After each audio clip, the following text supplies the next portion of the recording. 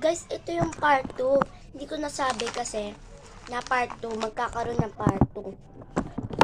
Ito na nga, ito pa rin yung kinakain ko. Ayun, sunset na naman. And then, bibilisan ko, papatimeran ko lang siya yung mabilis. Ayan, ayan po.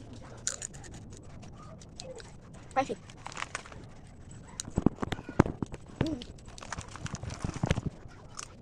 Kasi ba siyang tawag din?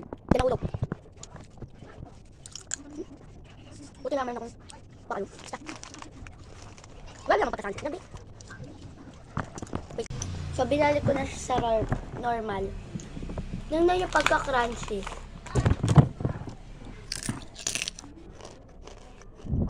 Ito pa.